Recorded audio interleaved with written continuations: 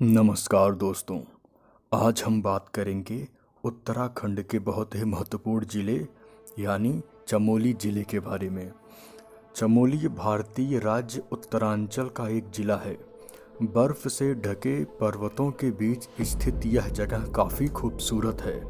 चमोली अलकनंदा नदी के समीप बद्रीनाथ मार्ग पर स्थित है। यह उत्तराखंड राज्य का एक ज़िला है। यह प्रमुख धार्मिक स्थलों में से एक है।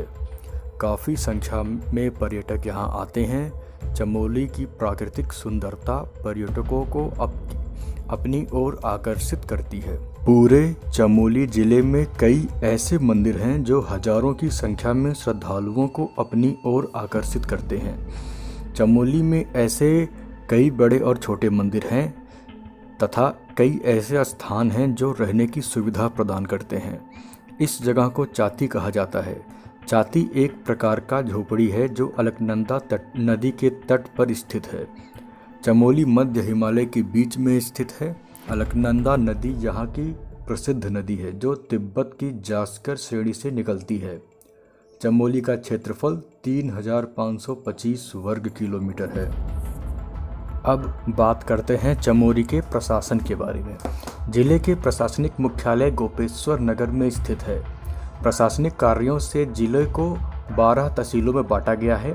ये हैं चमोली, जोशीमठ, पोखरी, कर्णप्रयाग, गैरसैंण, थराली, देवाल, नारायण बगड़, आदिबद्री, जिसालू, नंदप्रयाग तथा घाट। इसके अतिरिक्त जिले को एक विकास खंड में भी बांटा गया है। दसोली, जोशीमठ, घाट, पोखरी, कर्णप्रयाग, गैरसैंण, नारायण बगड़, धराली तथा देवाला पूरा जिला गढ़वाल संसदीय क्षेत्र के अंतर्गत आता है और इसमें 3 उत्तराखंड विधानसभा निर्वाचन क्षेत्र हैं: बद्रीनाथ, थराली और कर्णप्रयाग। चमोली जिले के प्रमुख पर्यटन स्थल बद्रीनाथ। बद्रीनाथ देश के प्रमुख धार्मिक स्थानों में से एक है। यह चारों धामों में से एक धाम है। श्री बद्रीनाथ भगवान विष्णु को समर्पित है। इसकी स्थापना आदि शंकराचार्य ने की थी। इसके बाद इसका निर्माण 2 शताब्दी पूर्व गढ़वाल राजाओं ने करवाया था। बद्रीनाथ 3 भागों में विभाजित है: गर्भगृह, दर्शन मंडल और सभा मंडल। तपकुंड। अलकनंदा नदी के किनारे पर ही तपकुंड स्थित है। इस कुंड का पानी काफ़ी गर्म होता है। इस मंदिर में प्रवेश करने से पहले इस गर्म पानी में स्नान करना आवश्यक होता है। यह मंदिर प्रत्येक वर्ष अप्रैल मई माह में खुलता है। सर्दियों के दौरान यह नवंबर के तीसरा सप्ताह में बंद होता है। इसके साथ ही बद्रीनाथ में 4 बद्री भी हैं जिनमें सम्मिलित रूप से पंच बद्री के नाम से जाना जाता है। यह अन्य 4 बद्री योग बद्री, भविष्य बद्री, आदि बद्री और वृद्धा बद्री हैं। हेमकुंड साहिब। हेमकुंड को स्त्रोलोक के नाम से भी जाना जाता है। यह समुद्र तल से 4329 मीटर की ऊंचाई पर स्थित है। यहाँ बर्फ के ढके 7 पर्वत हैं जिसे हेमकुंड पर्वत के नाम से जाना जाता है। इसके अतिरिक्त तार के आकार में बना गुरुद्वारा जो इस झील के समीप ही स्थित है, सिख धर्म के प्रमुख धार्मिक स्थानों में से एक है। यहाँ विश्व के सभी स्थानों से हिंदू और सिख भक्त काफ़ी संख्या में घूमने के लिए आते हैं। ऐसा माना जाता है कि गुरु गोबिंद सिंह जी जो सिखों के 10वें गुरु थे, यहाँ पर तपस्या की थी। यहाँ घूमने के लिए सबसे अच्छा समय जुलाई से अक्टूबर है। गोपेश्वर। शहर में तथा इसके आसपास बहुत ही सारे मंदिर हैं। यहाँ के प्रमुख आकर्षण केंद्रों में पुराना शिव मंदिर, वैतामी कुंड आदि है। यह चमोली डिस्ट्रिक्ट का हेडक्वार्टर भी था 1971 तक। अनुसुईया मंदिर। सती माता अनुसुईया मंदिर उत्तराखंड राज्य के चमोली जिले के मंडल नामक स्थान पर स्थित है। नगरीय कोलाहल से दूर इस प्रकृति के बीच हिमालय के उत्तुंग शिखर पर स्थित इस स्थानों तक पहुंचने में आस्था की वास्तविक परीक्षा तो होती ही है, साथ ही आम पर्यटकों के लिए भी ये यात्रा किसी रोमांच से कम नहीं होती है। यह मंदिर हिमालय की ऊंची दुर्गम पहाड़ियों पर स्थित है, इसलिए यहाँ तक पहुँचने के लिए पैदल चढ़ाई करना पड़ता है। अब बात करते हैं पंचप्रयाग के बारे में। पंचप्रयाग में गढ़वाल हिमालय से निकलने वाली 5 प्रमुख नदियों का संगम होता है। ये पंचप्रयाग हैं: विष्णुप्रयाग, नंदप्रयाग, कर्णप्रयाग, रुद्रप्रयाग और देवप्रयाग। देवप्रयाग यहाँ 2 प्रमुख नदियों अलकनंदा और भागीरथी आपस में मिलती हैं।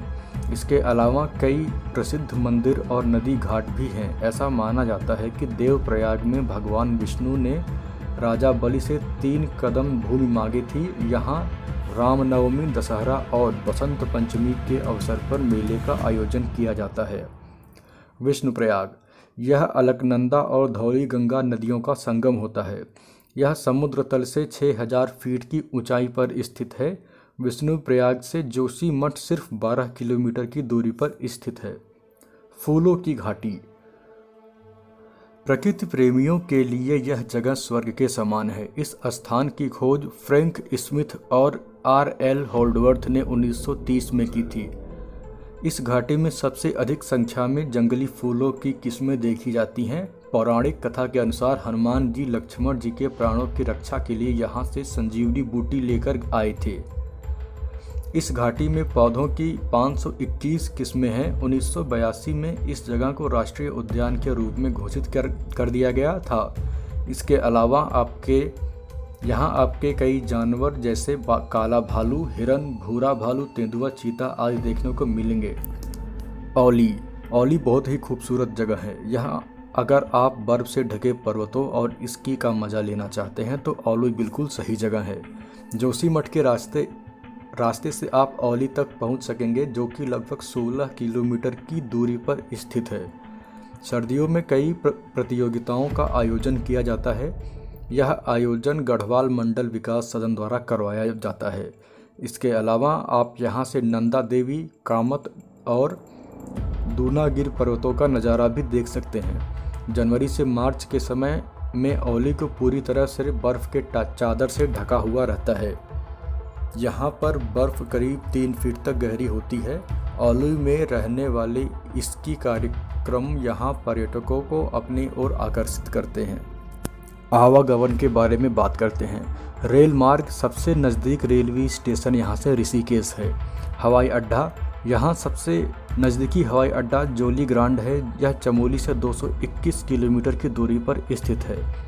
देहरादून, हरिद्वार, ऋषिकेश, नैनीताल और अल्मोड़ा सभी जगह से चमोली के लिए बसें चलती हैं। तो यार, ऐसे वीडियोस को बनाने में बहुत सारी मेहनत और रिसर्च लगती है। तो वीडियो अच्छी लगे तो चैनल को सब्सक्राइब और वीडियो को लाइक ज़रूर करें। मिलते हैं अगले वीडियो में। जय हिंद।